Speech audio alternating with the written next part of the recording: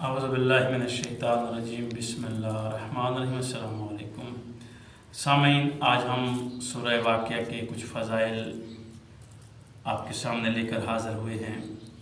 سورۃ واقعہ پڑھنے سے کیا ہوتا ہے، اور یہ سورۃ واقعہ شب جمعہ کو پڑھی جائے، یعنی کہ جمعہ رات کا دن گزار کے رات کو۔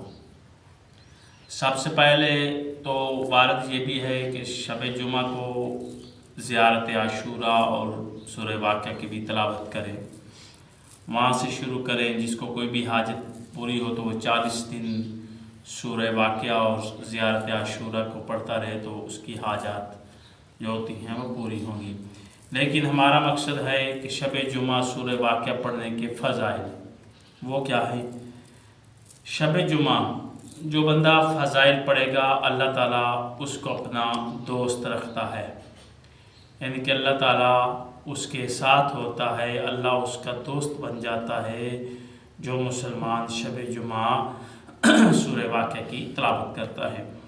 دوسرا کہ جو بندہ شب جمعہ سورہ واقعہ کی تلاوت کرے تو اللہ تعالیٰ تمام لوگوں کے دلوں میں اس کی محبت ڈال دیتا ہے۔ جو لوگ اس سے نفرت کرتے ہیں وہ بھی اس سے محبت و پیار کرنے لگ جاتے ہیں، یعنی کہ اس کی عزت اور قدر کرنے لگ جاتے ہیں۔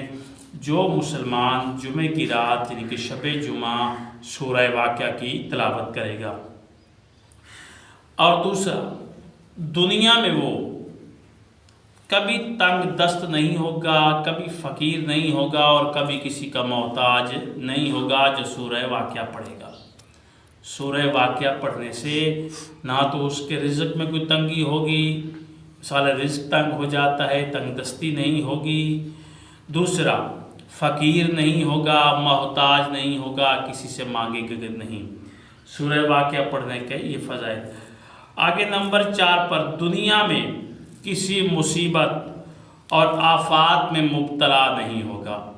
کسی بھی مصیبت اور آفت میں وہ مبتلا نہیں ہوگا سورہ واقعہ پڑھنے سے، یعنی کہ کوئی بھی مصیبت اس پر آئے گی وہ بھی نہیں آ سکتی، اور کوئی آفت یعنی کہ کوئی بیماری وغیرہ کوئی بڑا حادثہ اس کو نہیں ہو سکتا جو سورہ واقعہ پڑھے گا۔